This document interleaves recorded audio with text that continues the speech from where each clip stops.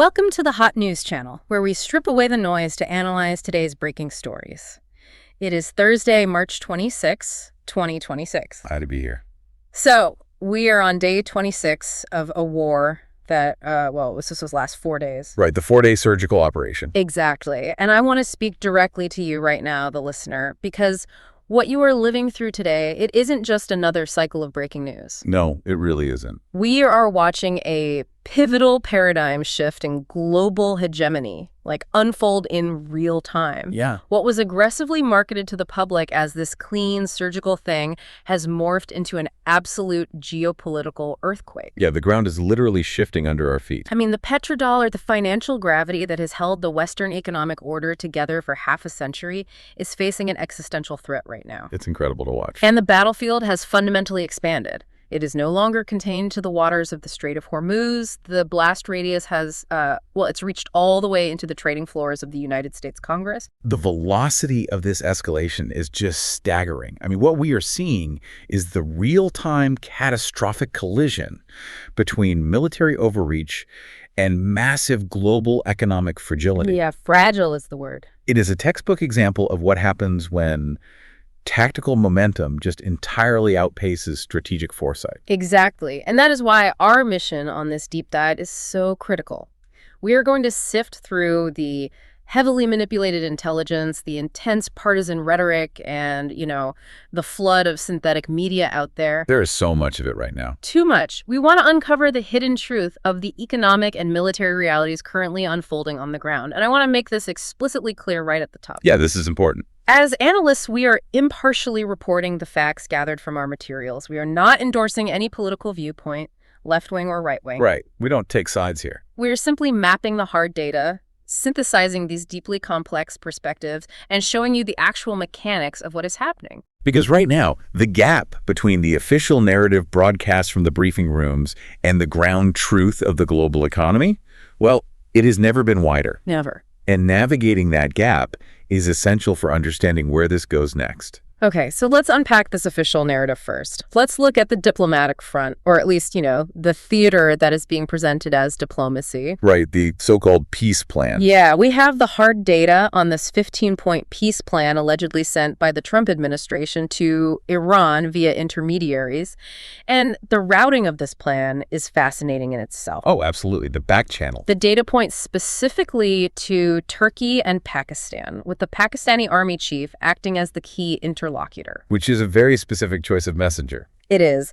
But before we even get to the terms, just look at the hard data of what this plan demands. It calls for a 1-month ceasefire. Just 1 month. Just 1 month. And during that 30-day window, Iran is expected to completely dismantle its most hardened nuclear sites.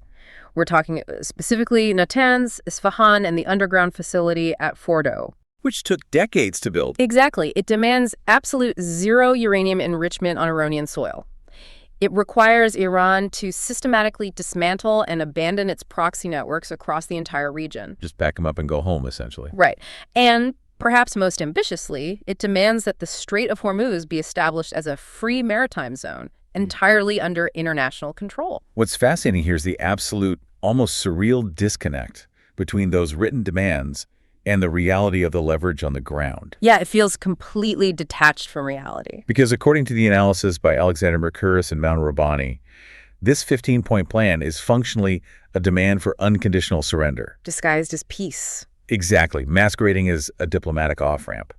I mean, you have to look at the mechanics of those demands. Natanz and Fordo aren't just warehouses. Right. They are deeply entrenched, heavily fortified subterranean complexes that represent decades of Iranian state survival strategy. Yeah. Demanding their unilateral destruction in exchange for a mere 30-day pause in bombing is, it's strategically incoherent. Yeah. Rabbani's analysis highlights the true strategic intent behind that 1-month ceasefire, right? He does. In the diplomatic and military community, no one views this as a genuine pause for peace. Not a single person. It is universally understood as a calculated stalling tactic, a necessary logistical window designed to allow the U.S. and Israel to rearm, repair supply chains, and, reposition their strike groups for a protracted campaign. Okay, but I have to push back a little on the intent here. Sure. If the White House, with the entirety of the Pentagon and the intelligence apparatus behind it, knows that demanding the total surrender of a nation's sovereign defense capabilities And giving up their maritime choke point. Exactly, giving up Hormuz. If they know that is dead on arrival, why even put it on paper? Wow. Is this just diplomatic theater to build a casus belli for a massive ground invasion? Are they just trying to check a box at the UN? That is the exact mechanism of escalatory diplomacy. Really? Just pure theater? Yes. When you issue demands that you mathematically know the opposing party cannot and will not accept, you are not negotiating. Right. You are establishing a legal and optical justification for the next phase of kinetic escalation. So you engineer a rejection. Precisely. You engineer a rejection so you can turn around to the international community and say, we offered them a comprehensive 15-point peace plan, and they chose war. Wow. It is a performative act designed to manufacture consent for what comes next. And the performance is incredibly chaotic, too. I mean, we have this formal 15-point document floating through the back channels of the Pakistani military establishment, which requires intense diplomatic finesse. Very delicate stuff. Right. And on the exact same day, we have independent broadcasts capturing the U.S. Secretary of Defense, Pete Hegseth, quite literally chugging a beer on camera. I thought that was surreal. While telling the media, we negotiate with bombs. I mean, it's an absurd contrast. It is. And if the messaging wasn't fractured enough, we have reports that Vice President J.D. Vance is allegedly being tapped to mediate these talks.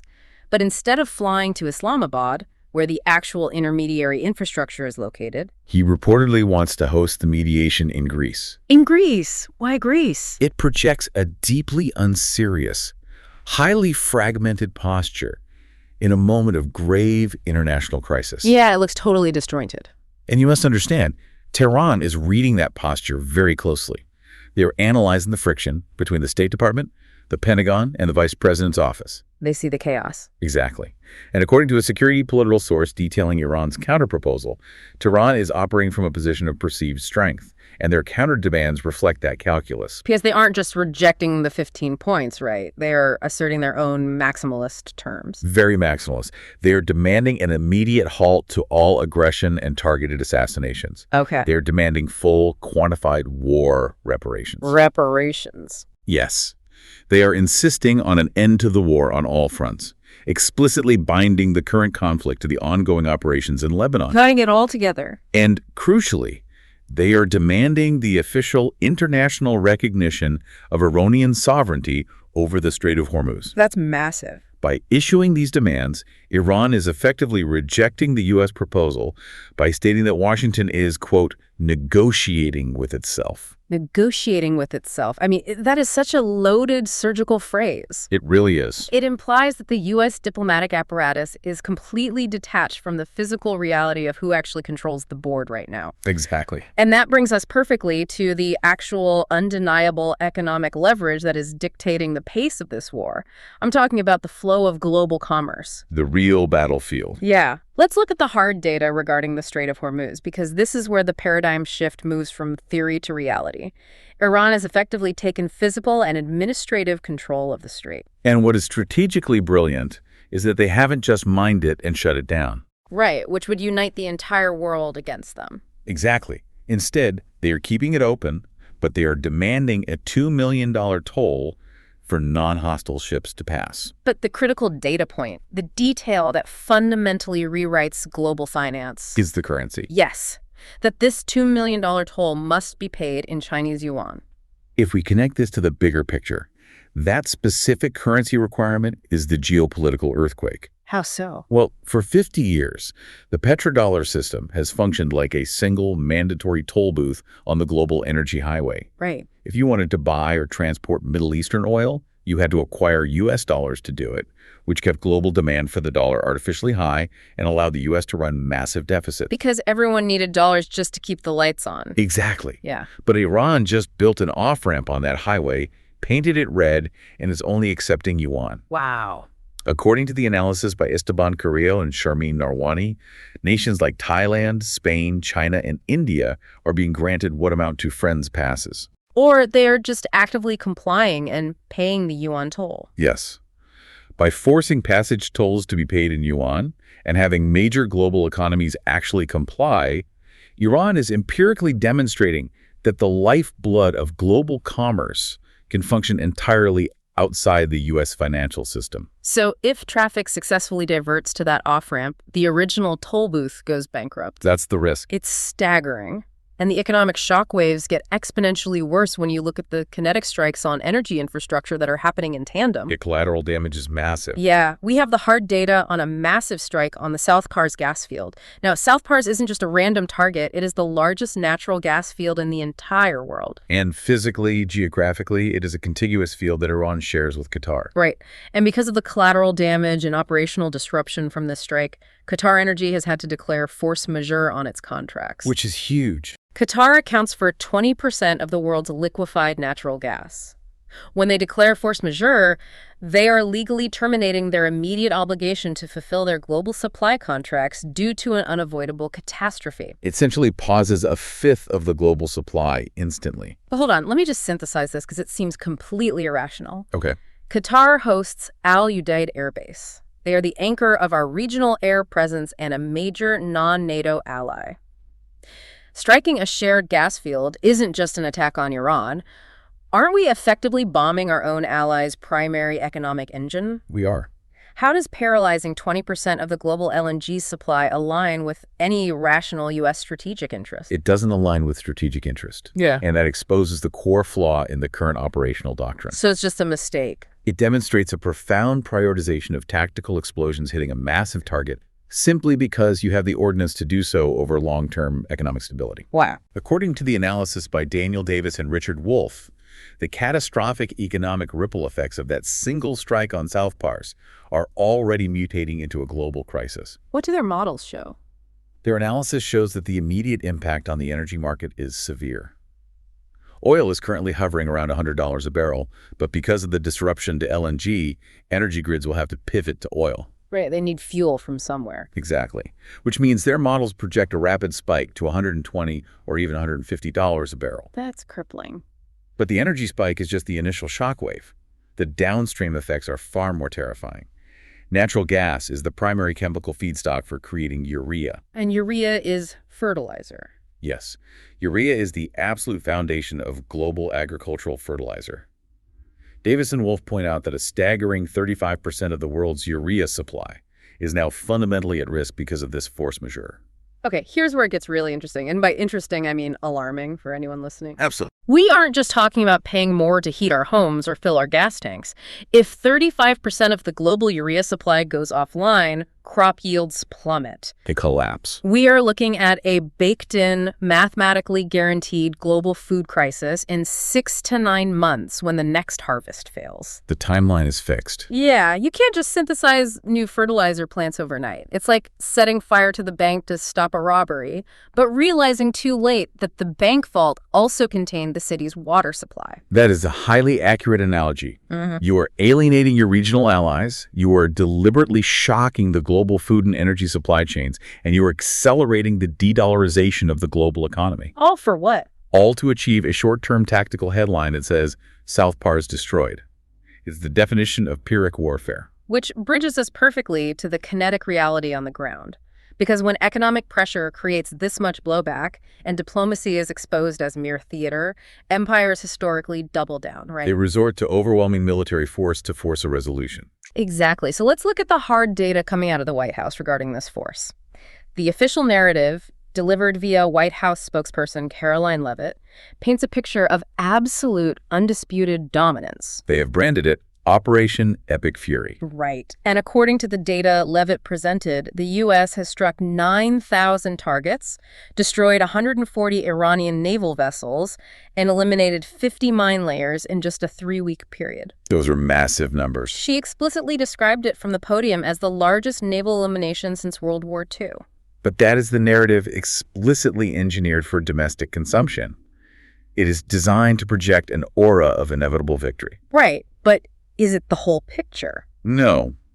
Asymmetrical warfare against a peer-level regional power is not a one-sided presentation of statistics. Exactly. Let's look at the Iranian pushback, the data points that the official briefings seem to completely gloss over. They certainly haven't capitulated. Not at all. Iran has launched 80 massive waves of retaliatory attacks. We have verified reports of the downing of an American advanced fighter jet. Now, some of our materials indicate it was an F-35. Others suggest an F-18 operating over the Indian Ocean. Regardless of the airframe, shooting down a fifth-generation or even an advanced fourth-generation U.S. fighter requires an incredibly sophisticated, layered air defense network. It's not something a proxy militia can just pull off. Exactly. But the data point that really stands out is the incredibly precise strike on the Misher-Rotem chemical plant. That was a pivotal moment. This facility is located deep in the Negev desert in Israel. It produces white phosphorus. But the critical geographic context is that Misher-Rotem is located just kilometers away from the Dimona nuclear reactor. That strike on Misher-Rotem is not a random targeting of a chemical plant. No. Not at all. It is a highly calibrated, strategic message. Dimona is the open secret of the Middle East. It is the heart of Israel's unacknowledged nuclear weapons program. Right. By perfectly striking a facility just a few kilometers away, Iran is demonstrating its circular error. Probable, its exact targeting precision. They're showing what they can hit. Yes.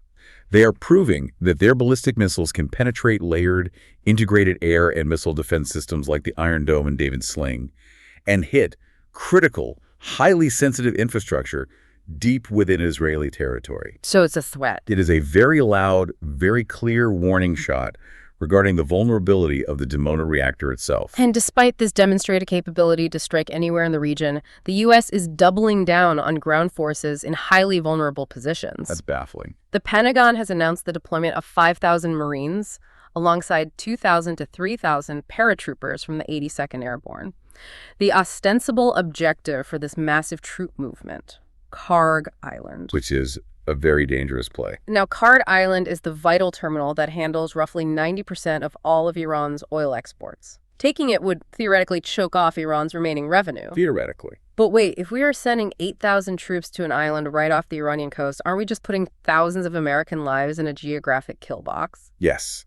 It is a strategically bewildering decision that defies basic military logic. Well, according to the analysis by Larry Johnson and Philip Giraldi, occupying Kharg Island with ground troops is a logistical nightmare of historic proportions. Because of where it is. Exactly. Yeah. Kharg is a small island in the Persian Gulf, located barely 20 miles off the Iranian mainland.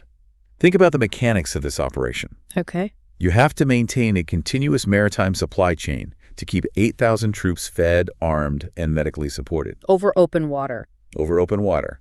Every single supply ship, amphibious assault craft, or helicopter would be operating within visual range of the Iranian coast. Wow. They would be completely surrounded by Iran's asymmetric naval capabilities, swarm tactics with fast attack crafts, and they would be within point-blank range of thousands of anti-ship and ballistic missile batteries hidden in the mountainous terrain of the mainland. So they couldn't defend the supply lines? Johnson and Giraldi's analysis concludes that any U.S. troops stationed on Kharg Island would be absolute sitting ducks. You cannot safely supply them, you cannot extract them easily under fire, and they would be subjected to constant, unremitting bombardment. Okay, let's unpack this to its logical, terrifying conclusion. Let's do it. If a ground invasion of Kharg Island turns into a prolonged bloodbath with massive American casualties, and if the economic pressure from the Strait of Hormuz toll completely crushes Western economies, what happens next? Right. When a superpower gets backed into a corner of its own making, what is the next step up the escalation ladder? According to the analysis by John Mearsheimer and Daniel Davis, if conventional deterrence completely fails and the U.S. or Israel faces a strategic defeat, they might resort to tactical nuclear weapons to artificially break the stalemate. It is the ultimate taboo, the red line of the post-1945 world. It is. But because the conventional avenues are rapidly closing, it is a scenario being openly, coldly discussed in strategic circles right now. But I have to challenge the reality of this. Are we actually closer to the nuclear threshold than the public is being told? Or is this just theoretical posturing? It's not just posturing. I mean, wouldn't breaking the nuclear taboo instantly alienate the few allies the U.S. has left and potentially force powers like China or Russia into immediate kinetic retaliation?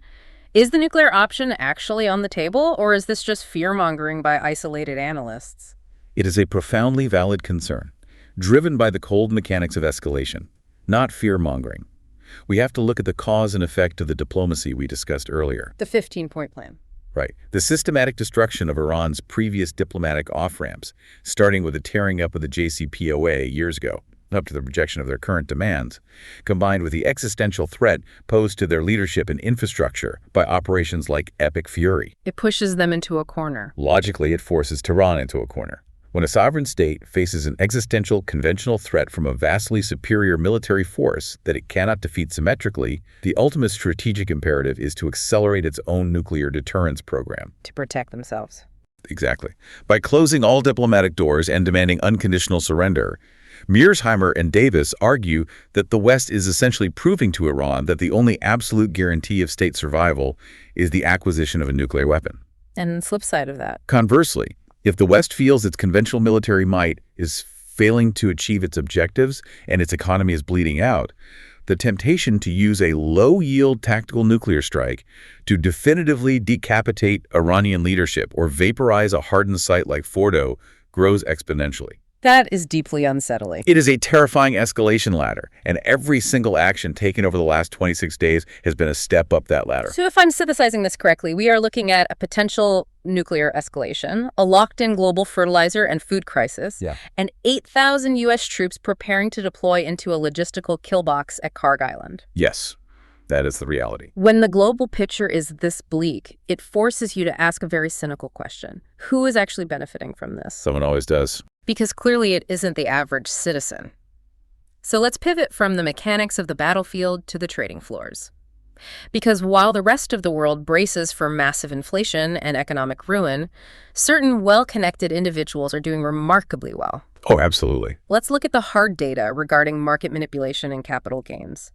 According to the analysis by Ryan Grimm, congressional insider trading around this specific conflict is absolutely rampant. It's brazen right now. We have the hard data and the specific names. Senator Markwayne Mullin, who incredibly is reportedly being tapped to head the Department of Homeland Security, is actively trading. While making policy decisions. Right. We have the public records showing lawmakers purchasing stock in massive financial institutions like JP Morgan and critical tech infrastructure like Taiwan Semiconductor. Right. These trades are ranging from $1,000 to $15,000, and they are happening explicitly in anticipation of a wartime boom in defense financing and domestic chip production. And while those congressional trades are egregious, textbook ethical violations that erode public trust, mathematically, they pale in comparison to the larger institutional market movements that are happening in the shadows of this war. Right. The bombshell data point that completely recontextualizes the timeline. This is wild. We have hard data showing that an unidentified entity placed a massive, highly leveraged $1.5 billion bet on the market just 13 minutes before President Trump made a highly consequential market-moving announcement regarding the war. Just 14 minutes. Just 14 minutes. To put that into perspective for you listening, when you place a $1.5 billion leveraged options bet, the underlying stock that moves represents an astronomical footprint in the market. It moves everything. That specific trade resulted in massive immediate market fluctuations the second the president started speaking. Whoever had that advanced knowledge generated staggering generational wealth in a matter of minutes. This raises an important question, one that gets to the very core of why conflicts like this endure.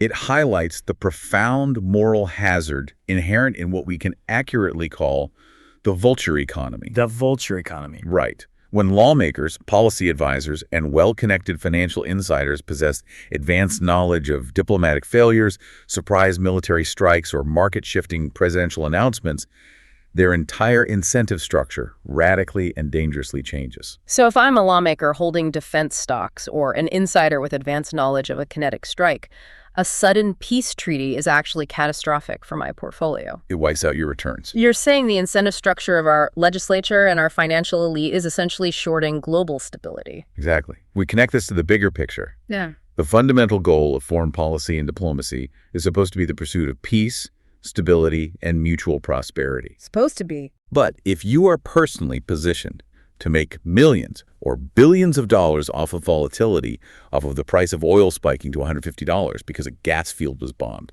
or defense stocks surging because a peace deal collapsed, then your primary incentive is to prolong that volatility. You actively want the bad news. You are no longer seeking a swift end to the war. You are actively seeking to maximize your returns on the conflict. This isn't just a failure of policy or a lack of foresight. It is the direct systemic monetization of global instability. It's sickening. When the architects of war and the financial institutions that back them profit from its continuation, peace becomes a mathematically bad investment.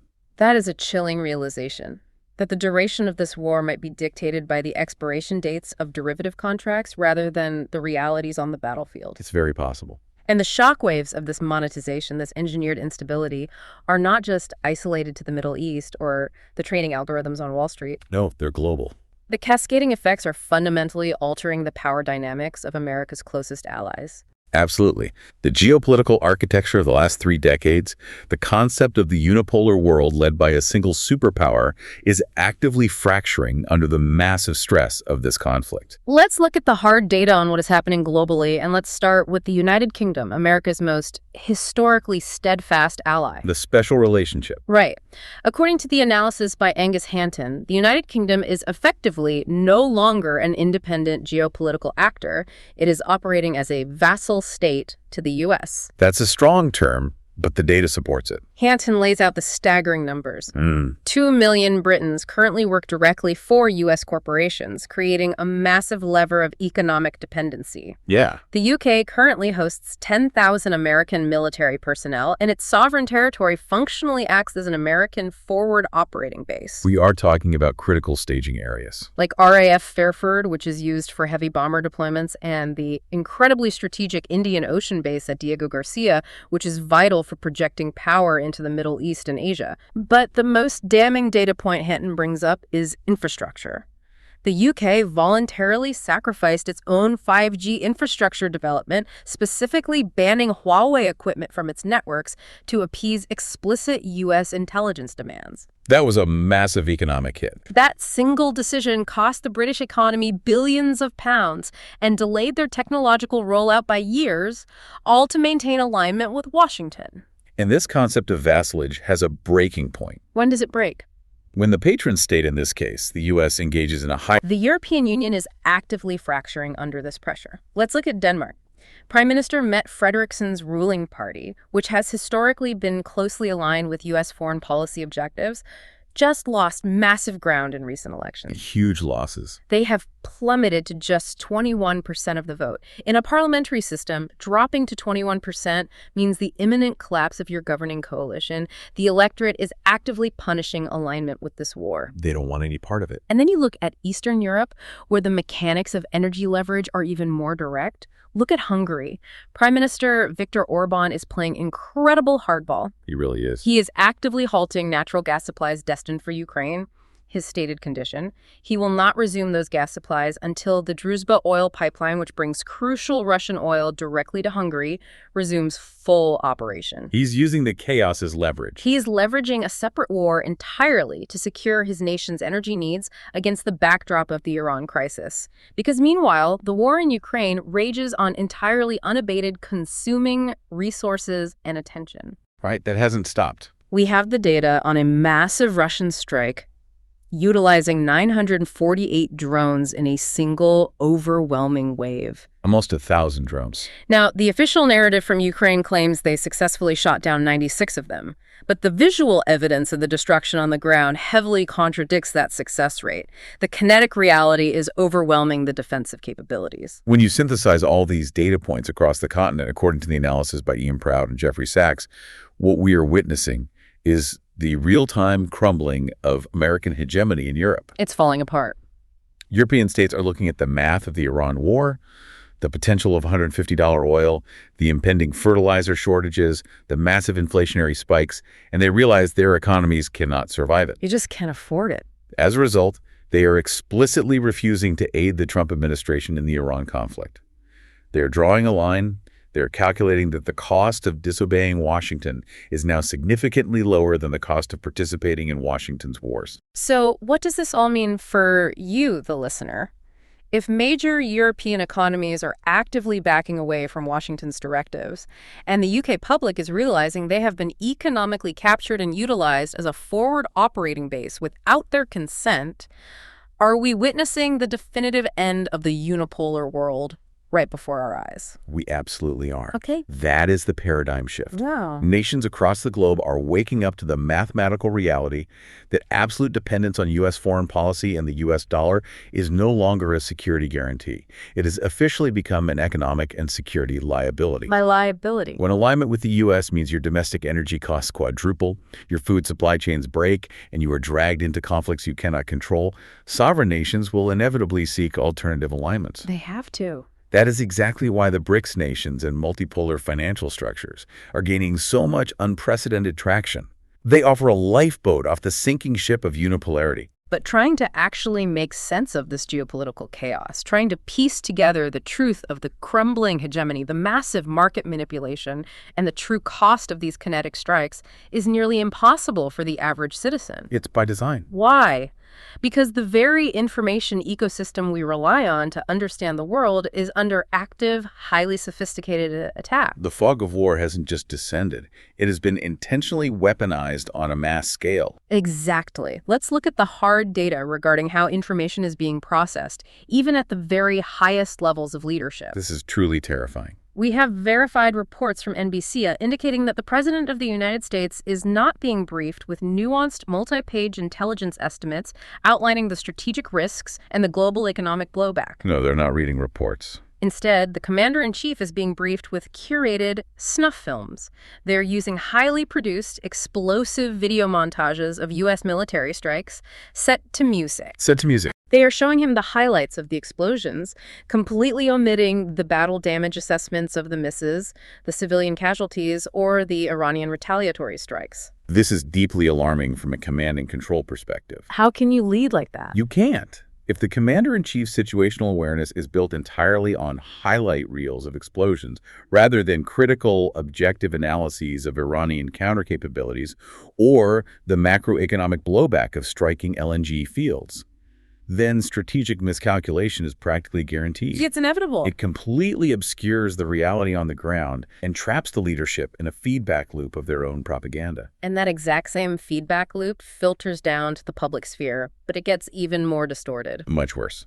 According to the analysis by AMK Mapping, our media landscape is completely flooded with advocates rather than actual analysts. The algorithms that dictate what we see don't prioritize truth, they prioritize engagement. And engagement is driven by validating people's pre-existing biases. Furthermore, the actual visual evidence from the battlefield that we see on our feeds is heavily clouded by synthetic media and algorithmic generation.